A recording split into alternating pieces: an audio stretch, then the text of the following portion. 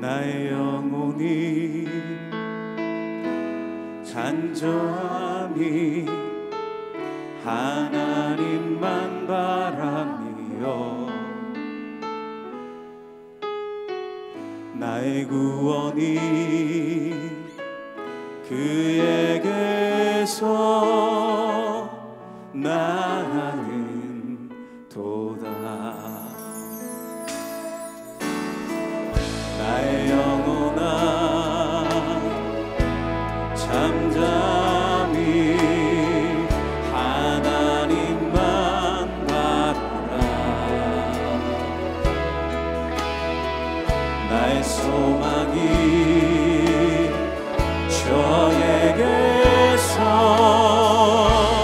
나는 도다. 오직 주만이 나의 반석 나의 구원이시니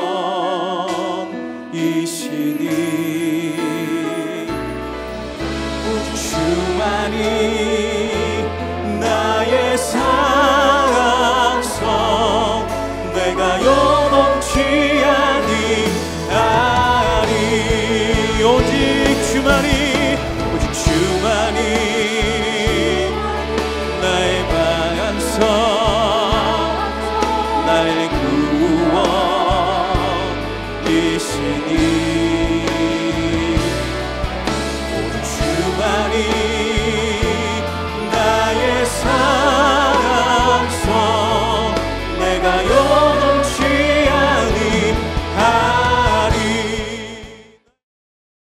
예수께서 말씀하실 때에 한 바리새인이 자기와 함께 점심 잡수시기를 청함으로 들어가 앉으셨더니 잡수시기 전에 손 씻지 아니하심을 그 바리새인이 보고 이상히 여기는지라.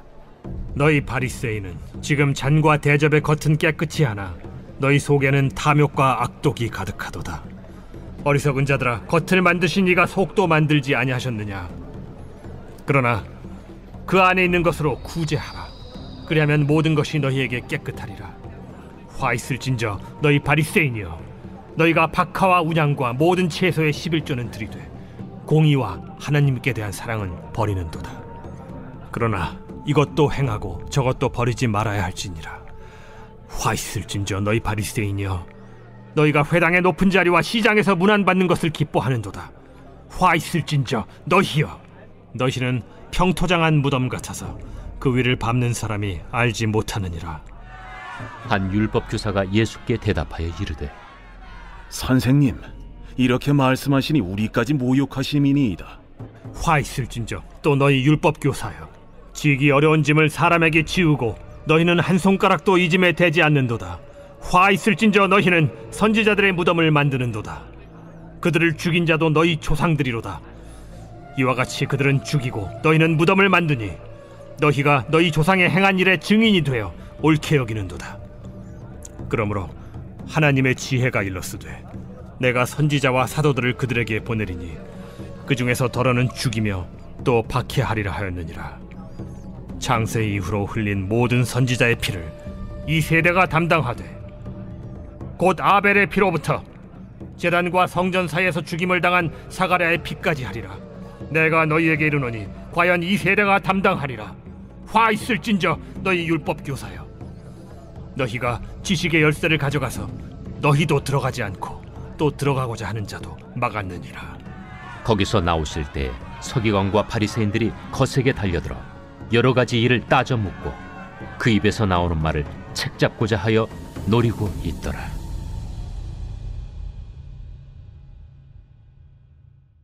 오늘 예배 자리에 나오신 모든 주의 백성들을 주님의 이름으로 환영하고 축복합니다. 오늘 누가복음 11장 37절부터 54절 말씀을 통해 예수님의 쓴소리라는 제목으로 하나님이 주시는 말씀의 은혜를 함께 나누고자 합니다. 어느 한 영상에서 일본의 식사 예절 중에 한 가지를 소개해 준 적이 있었습니다. 일반적으로 우리는 음식을 준비할 때 젓가락을 세로로 놔둡니다. 근데 일본에서는 그렇게 하지 않습니다. 그 이유가 있습니다. 젓가락 끝이 맞은편을 향해 있다면 상대방에게 공격성을 나타낸다고 생각하기 때문입니다. 그래서 젓가락 받침대를 왼쪽에 놓고 젓가락을 가로로 놓게 됩니다. 이처럼 각 나라에는 그 나라의 전통과 문화가 반영된 식사 예절이 있습니다. 로마에 가면 로마 법을 따라야 한다는 말처럼 식사할 때도 각 나라의 예절을 존중하고 따라야 합니다. 오늘 본문에는 식사 장면이 나옵니다. 식사할 때가 되었습니다. 한 바리새인이 예수님을 자기 집으로 초대했습니다. 예수님께서 그 집에 가셨습니다. 식탁 앞에 앉으셨습니다. 근데 그 순간 바리새인의 눈에 낯선 광경이 포착되었습니다. 예수님께서 식사 전에 손을 씻지 않으신 것입니다. 당시 유대인들은 밥을 먹기 전에 반드시 손을 씻어야만 했습니다. 이것은 그저 단순한 위생의 문제가 아니었습니다. 그들에게는 아주 중요한 신앙의 문제였습니다. 그들은 손을 씻지 않으면 부정하다고 여겼습니다. 반대로 손을 씻는 행위를 통해 하나님 앞에서 자신이 정결하게 된다고 믿었습니다.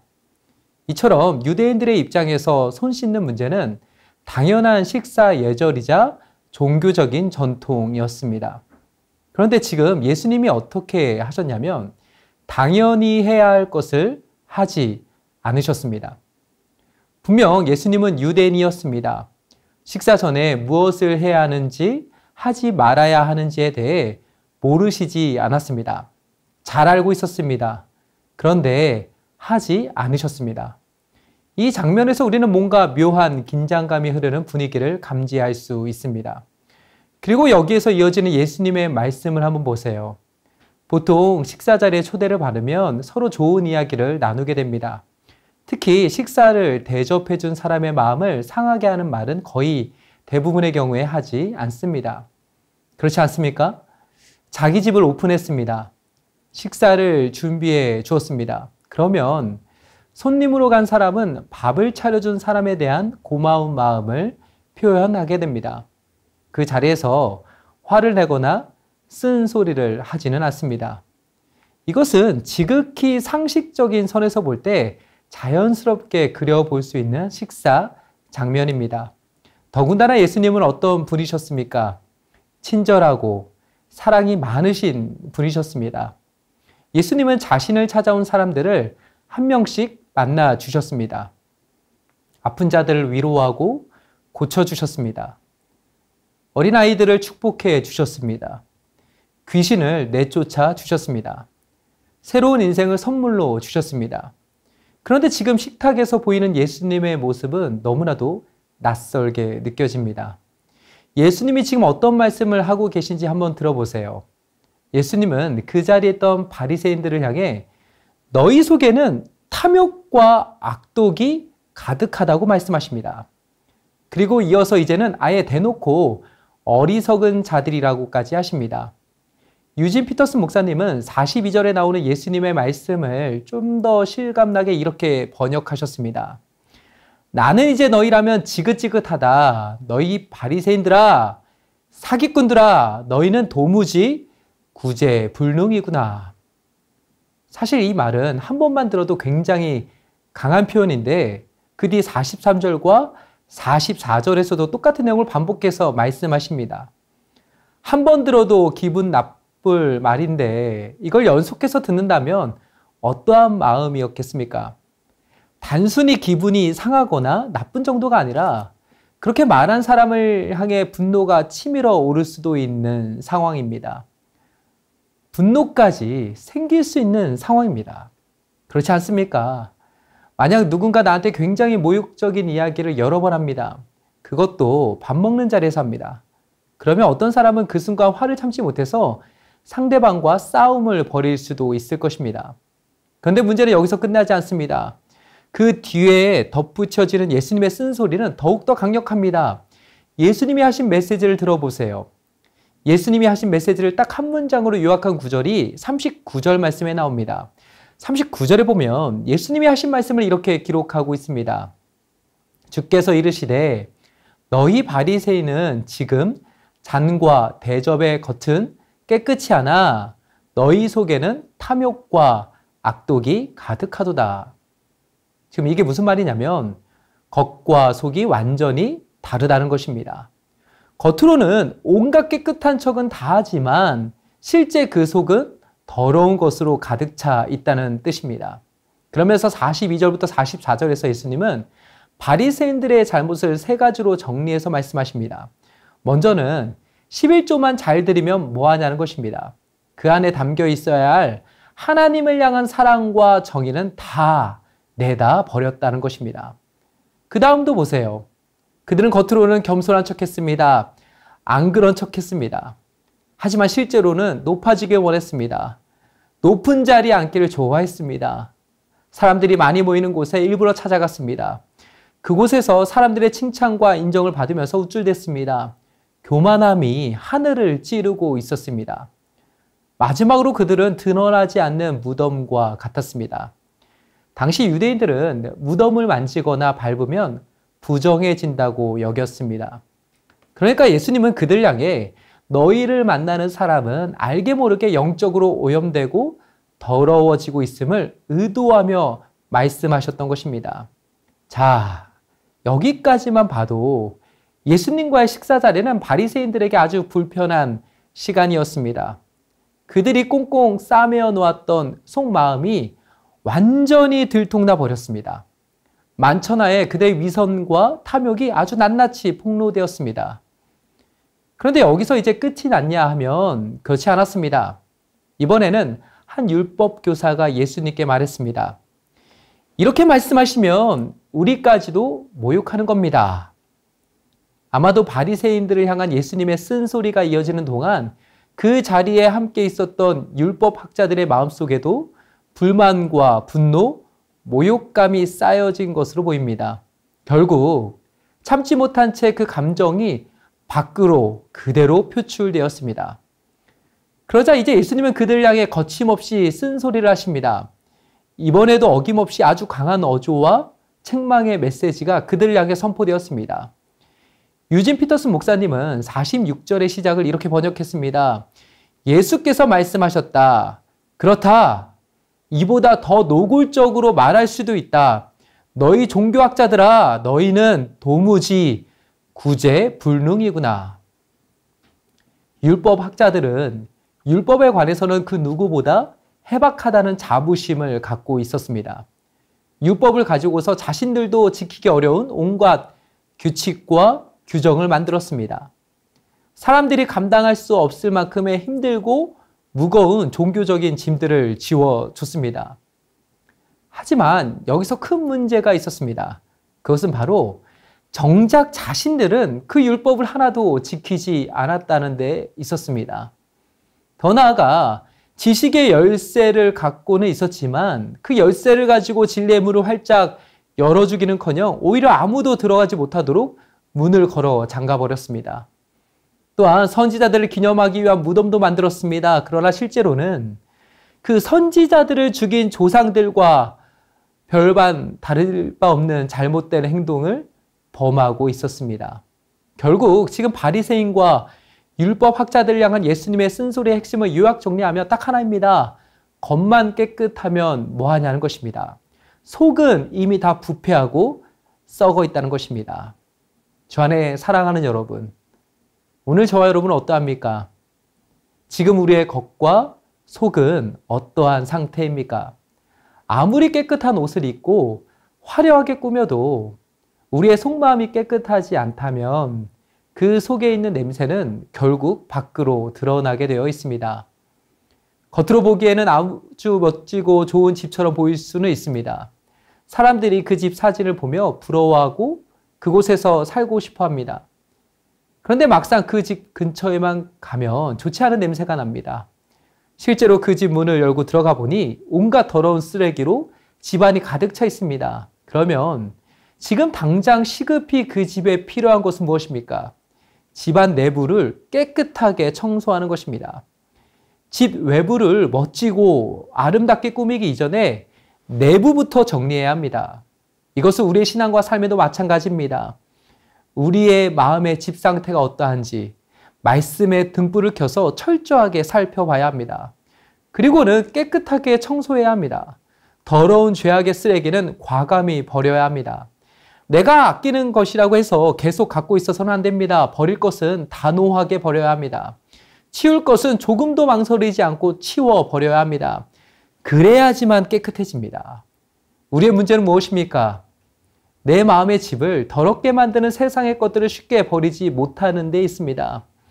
물론 우리는 우리의 힘과 의지만으로는 이 일을 제대로 해낼 수가 없습니다. 마음으로 결단한다고 해서 쉽게 잘 되냐?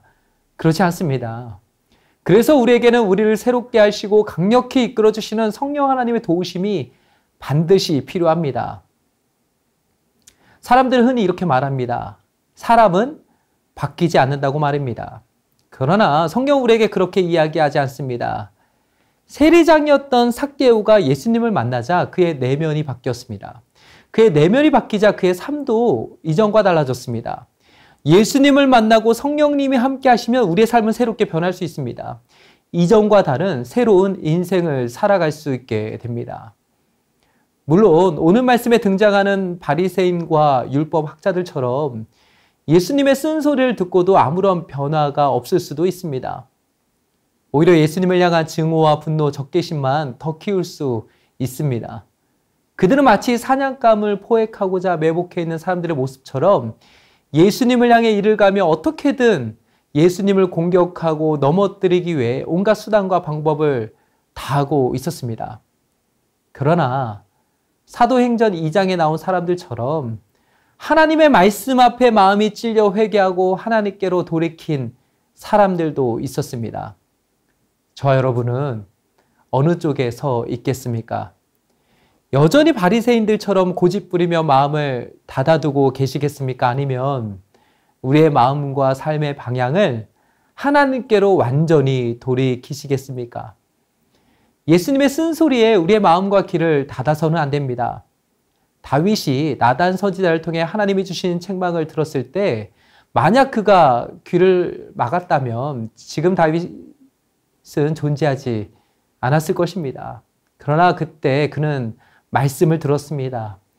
듣기 싫은 쓴소리였는데 자신의 잘못이 드러나는 책망의 말씀이었는데 그는 들었습니다. 자신의 죄가 드러나 부끄럽고 초라한 순간 그는 숨지 않았습니다. 자신의 죄를 감추고자 겉으로 더욱 위선적인 신앙의 삶을 살지 않았습니다. 그는 하나님의 말씀 앞에서 자신을 돌이켰습니다. 하나님의 쓴소리에 귀를 열었습니다. 그리고는 듣고 회개하여 하나님께로 돌이켰습니다. 그래서 다윗은 다시 하나님의 사람으로 회복될 수 있었습니다. 오늘 우리도 바리새인의 자리가 아니라 돌이킴의 자리로 나아가야 됩니다. 그래야 할 때 주님께서 우리를 십자가의 보혈로 깨끗게 하시고 예수님을 더욱 닮아가는 복된 삶의 여정으로 인도해 주실 줄로 믿습니다. 이러한 돌이킴의 은혜와 복이 저 여러분 모두에게 있게 되길 주님의 이름으로 축복합니다. 이제 기도하겠습니다. 첫째, 하나님의 쓴소리에 우리의 마음과 귀를 활짝 열고 듣게 하시고 깨닫게 하소서. 아멘. 둘째, 겉과 속이 다른 위선과 부패로 가득한 우리의 모습을 회개합니다. 우리를 용서하시고 십자가의 보혈로 마음에서부터 정결케 하소서. 아멘. 셋째, 돌이킴의 은혜를 주소서. 여전히 변하기 싫고 그대로 머무르고 싶어하는 마음에서 돌이켜 하나님을 향해 나아가게 하소서. 아멘. 함께 기도하겠습니다.